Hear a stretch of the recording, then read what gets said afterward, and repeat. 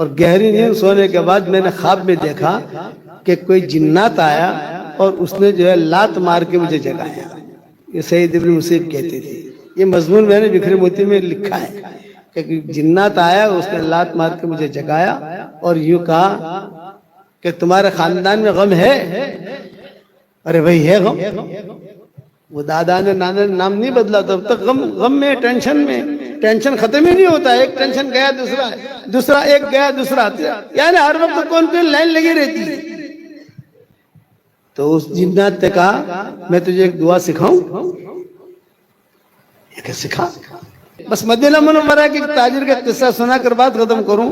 مدینہ منورہ میں ایک تاجر تھا، اس کا نام تھا اسلم، میمون، یامین، عبداللہ ابن سلام، زینب. یہ سارے نام یہودیوں کے، اوپر کے لوگوں کے. حضور نے اسے برقرار رکھا. حضور صلی اللہ علیہ وسلم نے بدلے نہیں. آپ نے کہا یہ نام اچھے نام رہنے دیں. حالانکہ حضور بعض نام بدل دیتے تھے. حضرت عمر کی لڑکی کا نام تھا، لڑکی کھیلتے کھیلتے آئی، آپ نے فرمایا کس کی لڑکی ہے؟ حضرت عمر کی. کیا نام؟ یہ کہا آسیہ، یعنی گنہگار. تو آپ نے فرمایا نہیں بھائی ارے عمر یہ نام تو بدلنا چاہیے، تم نے کیسے یہ نام رکھا؟ کہ شروع سے چلا آ رہا ہے گھر کے اندر. نہیں نام بدلو، اس کا نام جمیلہ ہے. مسلم شریف کی حدیث ہے کہ اس کا نام جمیلہ. جمیلہ اب آج کے بعد سے آسیہ مت کہنا، جمیلہ. یہ حضرت زینب کا نام برہ، حضرت میمونہ کا نام برہ. حضور نے فرمایا کہ نہیں برہ نام نہیں، میمونہ، زینب. حالانکہ برہ کا مطلب ہے بھلائی، کہ آپ نے وہ نام بدلا. کیوں بدلا؟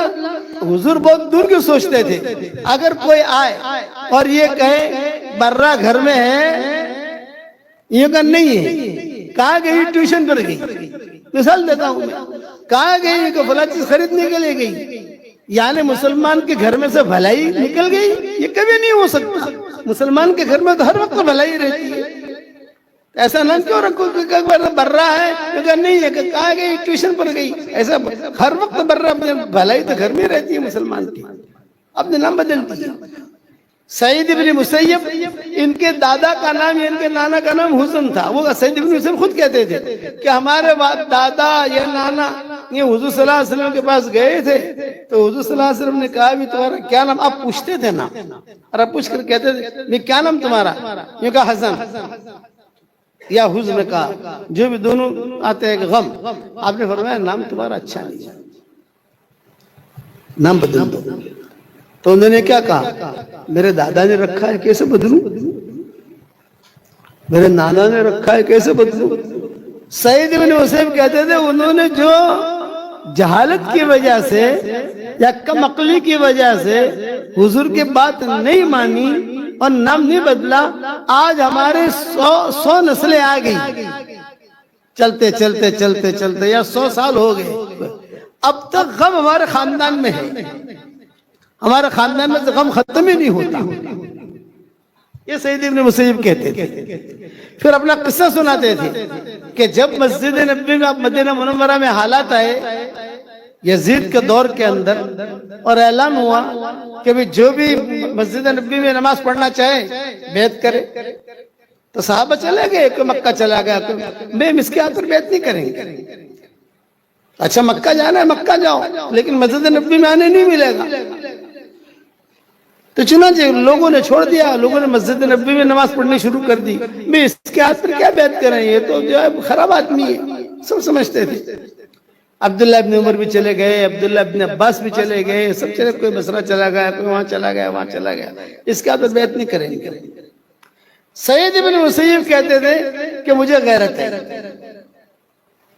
اور مجھے غیرت یہ آئی کہ یار حضور کی مسجد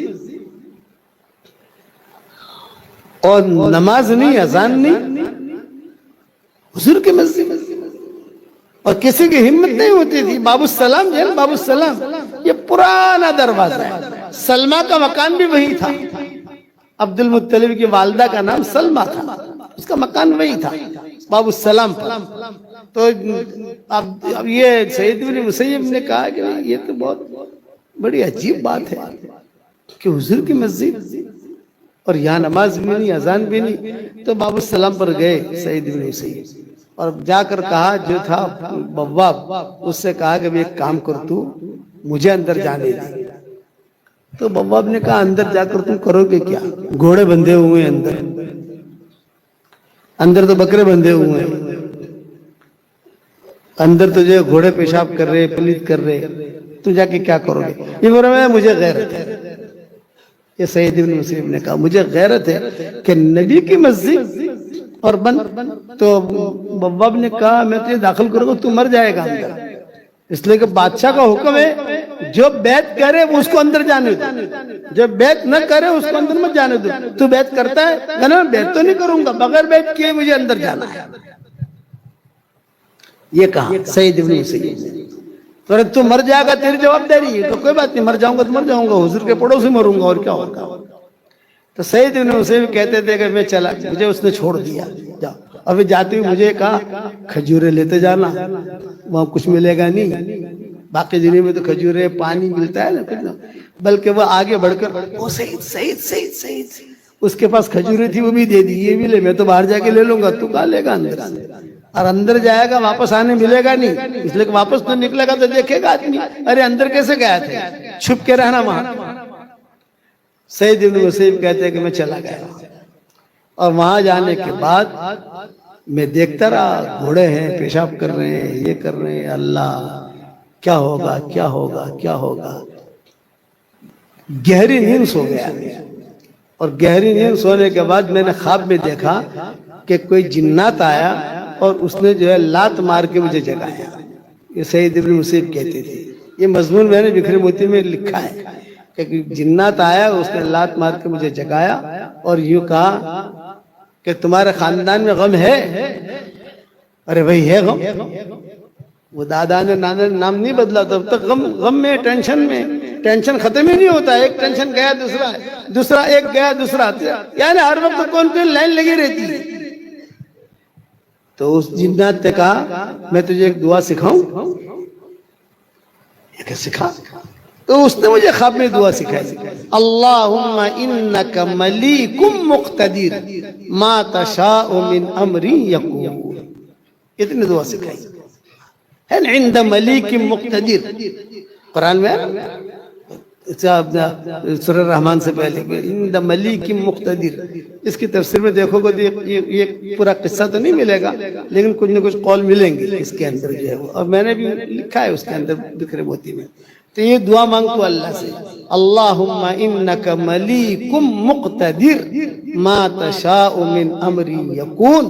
اس کے بعد دعا مانگ تو تیرا غم دور ہو جائے گا.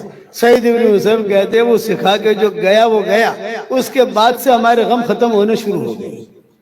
ہمارے خاندان میں تو غم ختم ہو گیا. جب یہ قصہ سنا رہے تھے سعید بن مسیب تو اب ساتھیوں کو سناتے تھے نا، حالات بعد میں بدل گئے تو ساتھیوں کو سناتے. تو انہیں کسی نے پوچھا کہ آپ اندر تھے تو نماز کیسے پڑھتے تھے آپ؟ نماز 5 وقت کی نماز.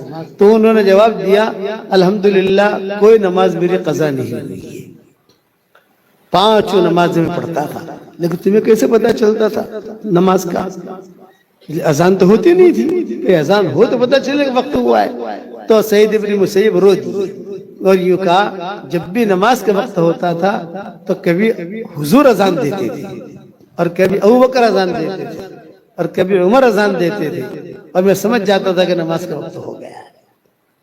ان کی اذان پر میں سمجھتا تھا کہ نماز کی تاریخی روایت میں لکھا ہے کہ ان کے اذان پر میں نے وہ اذانیں سنی ہے حضور کی. یہ سعید بن مسیب کہتے تھے. یہ نام پر یہ بات آئی.